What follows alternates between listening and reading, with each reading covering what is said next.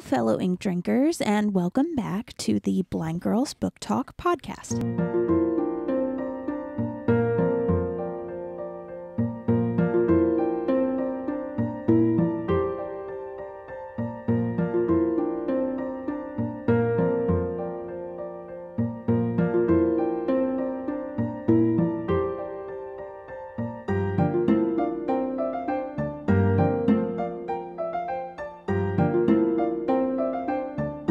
My name is Aria.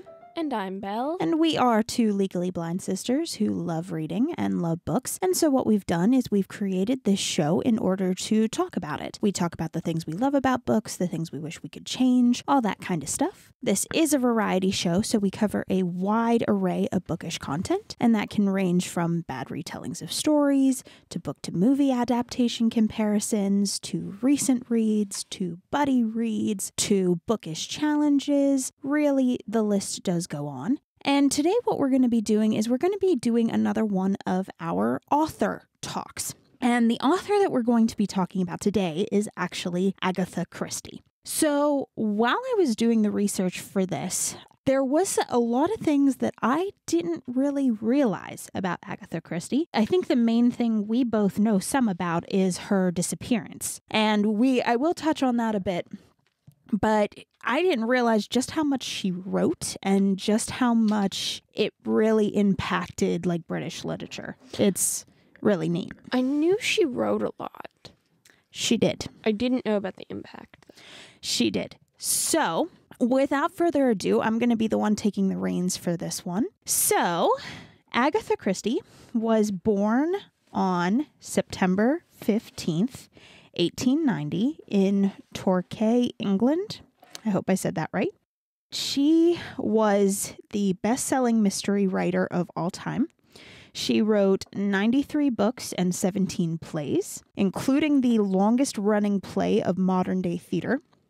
She is the only mystery writer to have created two important detectives as characters. Do you know who they are? Hector something. Hercule Poirot. Yeah, him. I forget the other one. The other one is Miss Marple. Oh, that's right. Yes. So, her father was American and her mother was British. Her maiden name is Miller, and her full name is Agatha Mary Clarissa Miller. She was born to a comfortably middle-class family. Her father was a stockbroker from New York, and her mother was the daughter of an army officer. And she had two older siblings, and their names were Margaret and Lois. And so when she was little, she was educated at home. She taught herself to read at the age of 5 years old. She grew up in a family environment full of stories, ones that her mother told her, ones that her sisters told her, and soon she created her own stories too. She did say in her, her biography or autobiography, that she was very lucky to have a very happy childhood, but she did lose her father in November of 1901 after he suffered numerous heart attacks. So then in 1902, she actually began a formal education at Miss Geyer's Girls' School in Torquay before she moved to France in 1905 to continue her education at a couple different Parisian schools. And then in 1910, she moved back to England and she began writing her first short story, which was called The House of Dreams. It wasn't published until 1926 in an issue of the Sovereign magazine, so quite some time between when she first wrote it.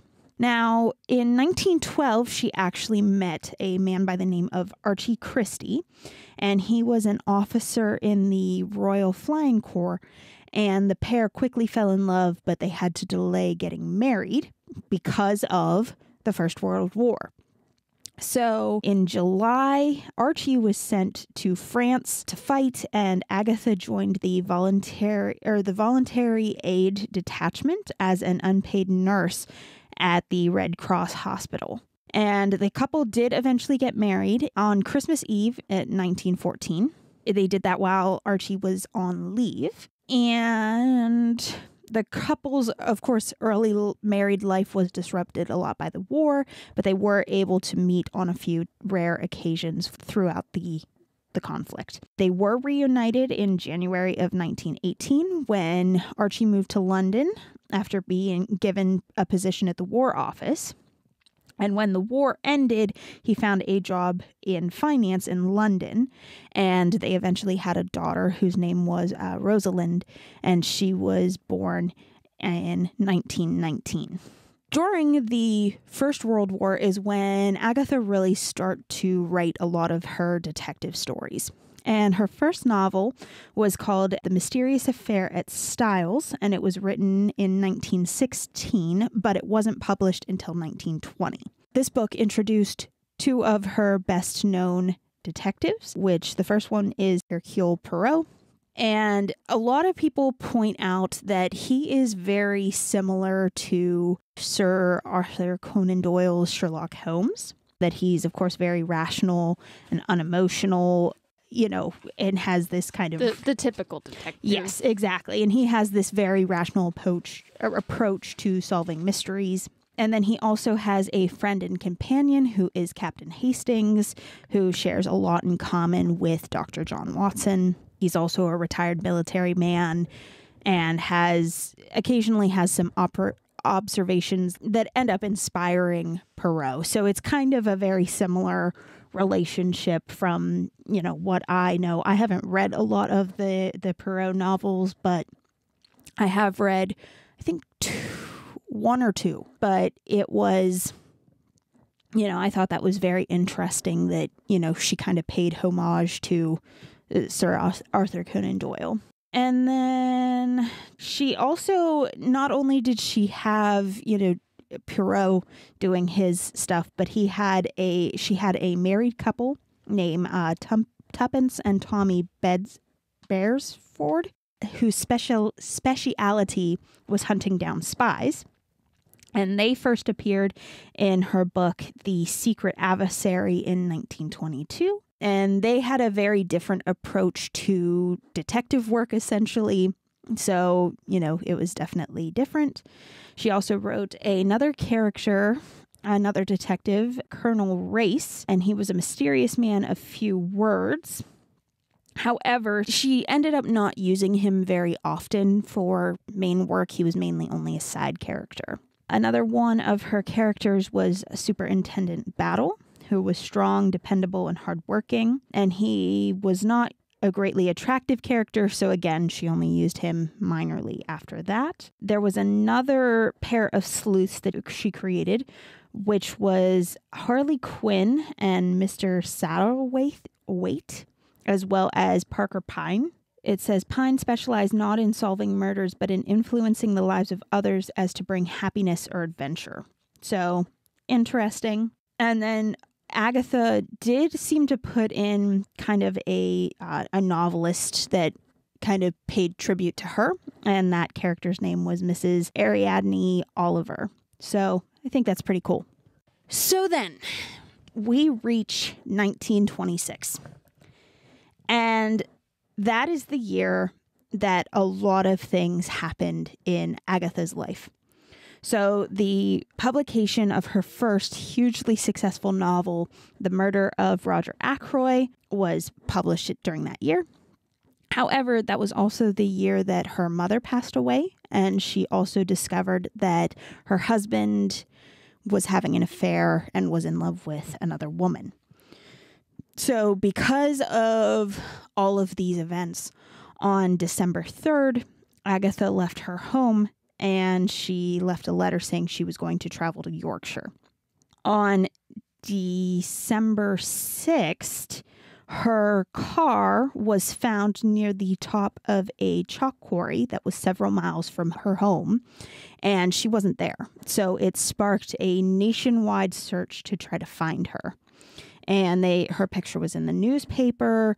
A lot of journalists were speculating what happened to her, and it was kind of the big mystery of the day. What happened to Agatha Christie? I mean, though, if anybody's to go missing and can just make themselves disappear, it's going to be a mystery writer. Yeah. They can make themselves disappear. Yeah, pretty much. So, and that's why I think it took them 10 days later. So it took them 10 days to find her. They had a tip that she was at a hotel in Harrogate, England, and she had been there the whole time, and she was staying under the name of the woman who her husband was having an affair with. And essentially, when she was found, she claimed to have amnesia. And Okay, hold on a second. I'm staying under the name of my husband's mistress, but I have amnesia. I'm sorry, lady. That's just too much of a coincidence. You wanted to disappear. it is a coincidence, but at the same time, considering everything that happened to her, and like I do think she did have some sort of a mental break. Oh, I'm not saying that. I'm saying you know who you are, and you use the name of your husband's mistress just for spite. I don't know. I'm not sure. I don't know it was necessarily that, but there is speculation that there was that kind of thing going on, not going to lie. I personally think she just kind of had a break. I think maybe that name just was in the forefront of her brain, and so she used it. I mean, I don't really know. But because they found her and she didn't remember what happened to her, they didn't pursue the case any further. And then she ended up divorcing her first husband 2 years after this incident, so in 1928. Also in 1928, she completed one of her most famous novels, The Mystery on the Blue Train. And then 2 years after that, she went to a archaeological site in I think is how you say it, near Baghdad, and she met an archaeologist named Max Malowin, who was almost 14 years her junior. And they ended up falling in love, and they got married in September of 1930, just 6 months after their first meeting. And the thing about Max is that he was a leading British archaeologist, and she often accompanied him on his expeditions in Iraq and Syria and used those places for her novels and that kind of thing. Good so for her, man. Yeah. So then in 1930, she also wrote one of what many believe to be her best written novel called Murder at the Vicarage. And this is the first appearance of Miss Jane Marple, who became one of Miss Christie's favorite sleuths and who showed up frequently in her books. And of course, everybody really liked Mrs. Marple. She was kind of old-fashioned and grandmotherly, but she was coldly aware that all human beings are weak and that some are completely immoral. And so because of this, I think because of this kind of split, people really liked the character. So then she began to experiment with situations and stories that seemed highly unrealistic or unlikely. And then she would put characters who acted the most realistic into this framework. And then this, of course, leads to some of her books like The Murder at Callis's Coach and Then There Were None, where, there's just kind of these instances where things happen very differently than what you think they would. I know I read And Then There Were None, and it definitely didn't go how I thought it would go, and I actually really enjoyed the book. So I definitely like, the stories from this perspective. She also wrote romantic, non-detective novels such as Absent in the Spring under the pseudonym Mary Westmacott. She also wrote, like I said, 17 plays. Her favorite play was Witness for the Prosecution, but the public disagreed. And what became her most famous play was called The Mousetrap, which opened in London in 1952 and was a huge success. And it set the world record for the longest continuous run at one theater, which was 8,862 performances, more than 21 years at the Ambassadors Theatre in London, before moving in 1974 to the St. Martin's Theatre. And there it continued without a break until the pandemic closed theaters in 2020. And by that time, it surpassed 28,200 performances. So this play was a big deal. I didn't realize she wrote plays. She did. She wrote 17 of them. A lot of her books were also made into films. So that is another big, thing for her. Then in 1971, she was named a Dame of the British Empire, a title given by the Queen, of course, in honor of a person's extraordinary service to the country or personal merit. But unfortunately, during the 70s, her health began to decline. And on January 12th, 1976, she passed away from natural causes at her home in Oxfordshire. And her final novel, Sleeping Murder, Miss Marple's Last Case, was published posthumously in October of 1976. And so overall, she is one of the most popular writers in history. Almost 4 billion copies of her novels have been sold across the globe, and her book sales are beaten only by William Shakespeare. So all in all, her life was very interesting. It was very interesting to see what all she wrote, how seeing how things kind of changed over time and that kind of thing. And just, really everything. She's a fantastic writer. I've not read any of her work yet. I own, 2 stories?